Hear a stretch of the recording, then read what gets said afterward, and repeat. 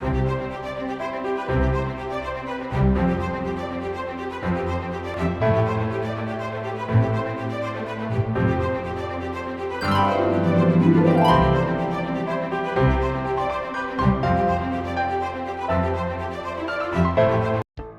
low-strain reflection wave method refers to using low-energy transient or steady-state excitation method at pile top.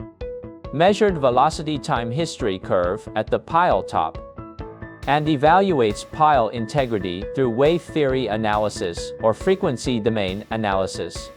In this lesson, let's learn about foundation piles, integrity testing using the low-strain method.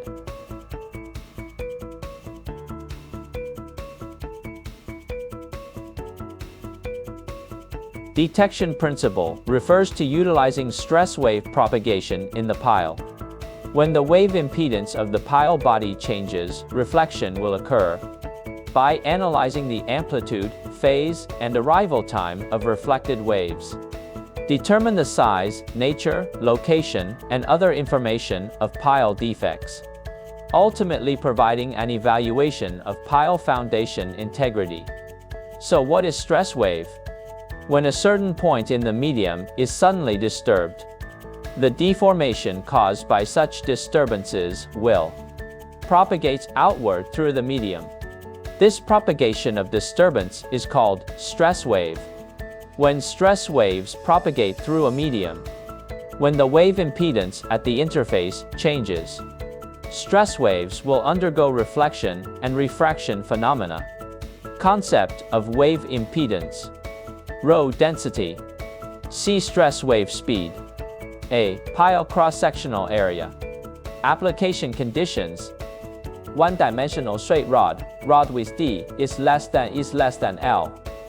The straight member is significantly shorter than its length. There are 6 common causes of reflected waves. Pile bottom. Cross-section undergoes changes. Mud inclusion. Separation. Changes in concrete quality. Soil layer changes.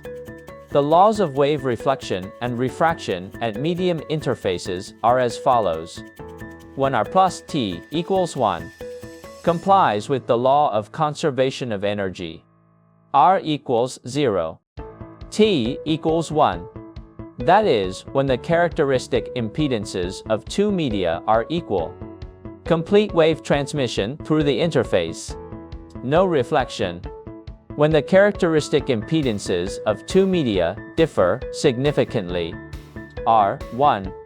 T 0. That is, most of the wave energy is reflected at the interface. Difficult to enter the second medium. During the low-strain detection process, the following situations may occur. First, phenomena detectable by low strain.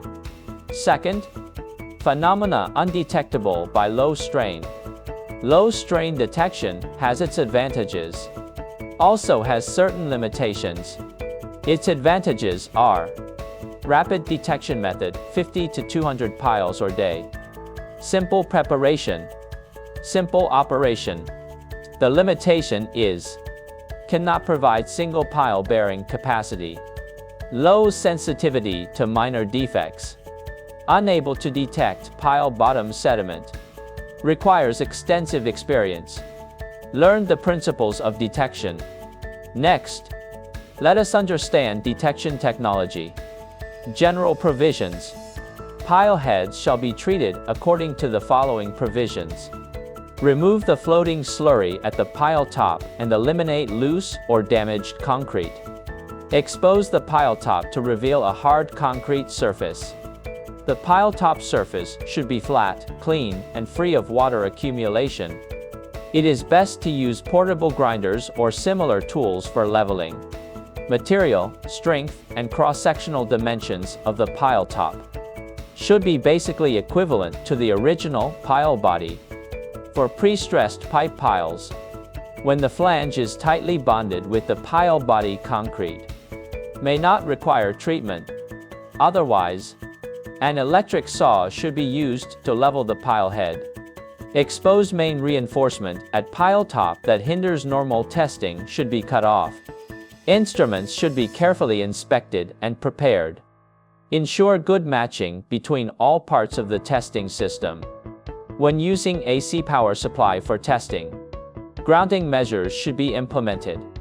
Strictly prohibit live neutral wire in power supply. Should be determined through comparison tests. Select appropriate hammer type, hammer weight, and hammer cushion material. Sensor installation method. Sensor installation. The sensor should be installed on the pile top surface. The installed sensor must remain perpendicular to the pile top surface and tightly adhere to the pile top surface. No slippage or loosening should occur during signal acquisition. Sensors can use grease, plasticine, plaster, and other materials as coupling agents to bond with the pile top surface, or adopt the impact drill installation method. Manual holding should not be used. For reinforced concrete cast-in-place piles, a sensor installation shall comply with the following regulations. The sensor installation point and its surrounding surface should be flat. There should be no defects or cracks around it. When the hammer impact point is at the center of the pile top, the distance between the sensor installation point and the pile center should be about 2/3 of the pile radius. When the hammer impact point is not at the pile top center, distance between sensor installation point and hammer impact point should not be less than half of the pile radius. For pre-stressed concrete pipe piles, the sensor installation point, hammer impact point, and pile top surface center, the formed plane angle should be approximately 90 degrees. Test requirements. When testing, sampling time interval, sampling points, gain, sensor sensitivity, analog filtering, trigger method, etc. should be reasonably set. The gain should be adjusted according to the excitation method, determined through field comparison test. When testing, apply hammer impact to the pile top surface. Must excite along the pile axis. Selection of hammer. In general, the heavier the hammer, the larger the contact area, the softer the material, the lower the drop height, the shorter the age of the pile head, the lower the excitation frequency. Low frequency wide pulses decay slowly and propagate far, but it will reduce waveform resolution, affecting defect interpretation. High frequency, conversely.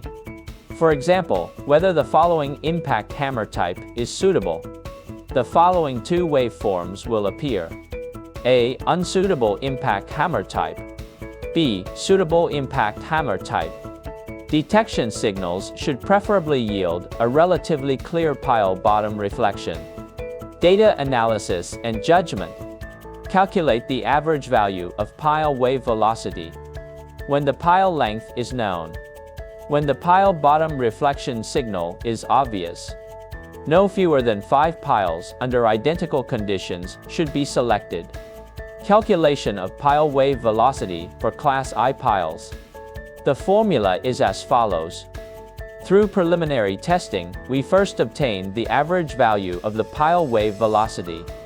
Estimation of pile defects location. The estimation formula is as follows.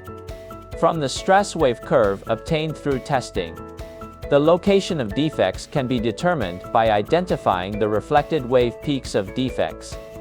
When evaluating the category of pile integrity, should consider the integrity of time domain or frequency domain curves, combined with the geotechnical engineering characteristics of the site, pile formation technology, construction records, and designed pile type factors. As in the case, a board cast-in-place pile for a highway bridge, Phi 1200, rock-socketed pile C30, pile number 3, 45.7 meters, intact pile body, clear and phase reflection at pile bottom, Presence of sediment. Judged as a Class 3 pile. Pile number 2432.0 meters. Intact pile body. Clear reverse phase reflection at pile bottom. Good rock-socketed condition. No sediment. Judged as a Class I pile. In this lesson, We primarily studied the low-strain emission wave method, principles related to pile integrity detection, and the technical requirements for low-strain emission wave method testing.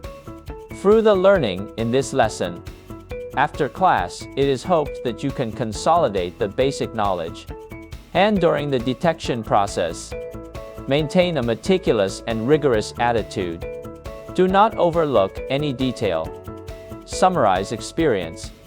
Continuously improve detection technology. Okay, that's about this lesson. Goodbye. After class, please consider the following questions. What should be noted when selecting the hammer for low-strain emission wave method testing? 2. Calculation principle of pile body defect location.